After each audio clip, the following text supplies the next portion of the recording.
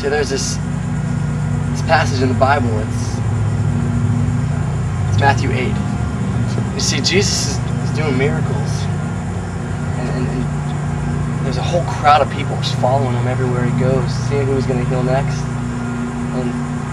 And these two guys, they want to be more of his disciples. They want to follow him closer. And one guy, he's called a scribe. He's one of those religious people. He's a very scholarly type guy. He says, Jesus, I'll go with you wherever you want to go, wherever you tell me to go. Jesus says something kind of unusual to him. It says in verse 20, foxes have holes and birds of the air have nests, but the Son of Man has no place to lay his head. And then a few verses later he says, come follow me.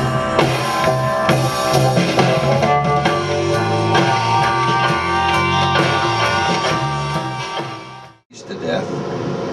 He can be eaten by predators or domestic dogs who do that, or he can be shot by a hunter's bullet. Now, if you were a deer, which one would you choose? That's the only way. They don't die at home in bed with the family or anything.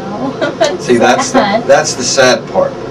The death of wild animals is in that respect, nature is very cruel. What ends up happening is we end up playing this whole us versus them game. Do you know what I'm talking about? Like this mentality that Christians are supposed to be in seclusion and that we're supposed to be fighting against the world, but we're supposed to do it from inside of our churches. I really don't think that's the way that Christ designed it. Because Christ had no comfort zone. Christ had no place to lay his head. But Paul says in Ephesians, we're fighting the spiritual forces on earth. This present darkness we're fighting. But the church, I feel like we get it mixed up sometimes. We feel like we're fighting the world. And we play this us versus you game. And we try to fight them. But Paul says we're fighting the spiritual forces. And Jesus' way of getting them to join our side is not ignoring them, is not fighting or trying to beat them. It's loving them, going out and being with them, among them. You know, one of the reasons the Pharisees hated Christ so much is that he hung out with the prostitutes and the sinners and the tax collectors.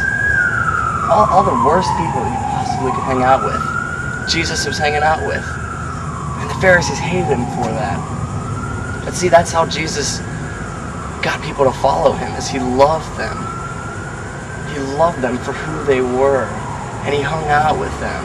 And he was a part of them. See, it says in Romans that we're supposed to be in the world, but not of it. But how can we be an influence on the world if we just dig our heads in the sand?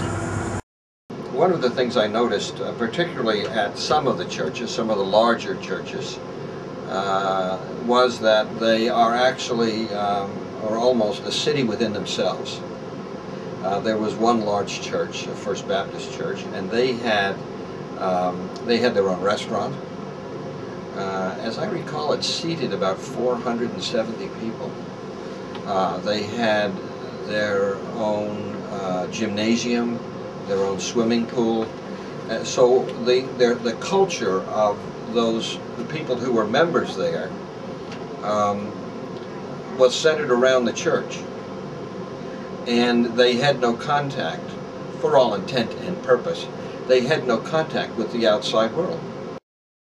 One of the most interesting verses in the Bible to me is the last verse of John. It says that Jesus did so many different things that if every single one of them were written down, the world doesn't even have enough room in it to carry all the books that would be written about him. It doesn't even have enough room to carry all those books, because Christ did so many things, so many powerful and moving things. And then, first chapter of Romans, Paul's commending the Roman church, and he says, your faith is being reported all around the world, all over the world.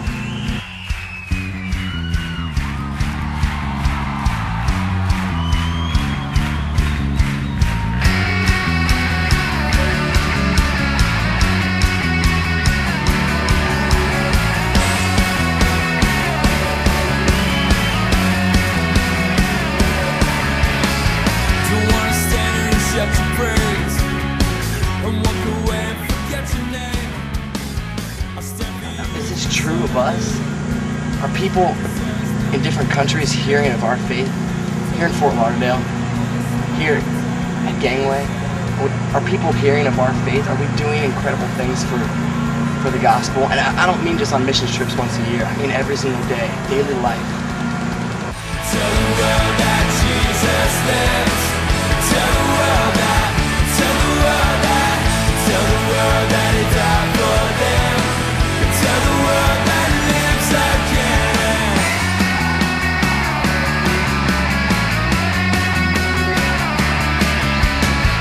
No longer I, but Christ in me, 'cause it's the truth that set me free. How could this world be a better place? By the mercy and by thy grace. 'Cause all I want in this lifetime is you. And all I want in this whole world is you, you, you.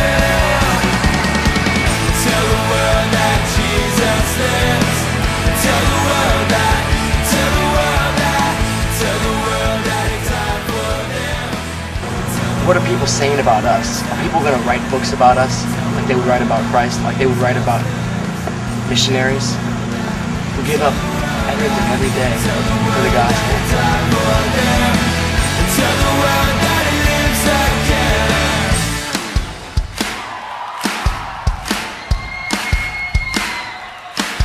Come on, we'll tell the world about you. Come on, we'll tell the world about you. Come on, we'll tell the world about you. Come on, we'll tell the world about you. Come on, we'll tell the world about you. Come on. Yet somehow in the church we find a place to lay our head. We find our comfort zones. We lay our head down and we fall asleep spiritually. We're not getting the job done because we're isolated in the church. So if we want to be like Christ, we have to get out and begin doing what He did.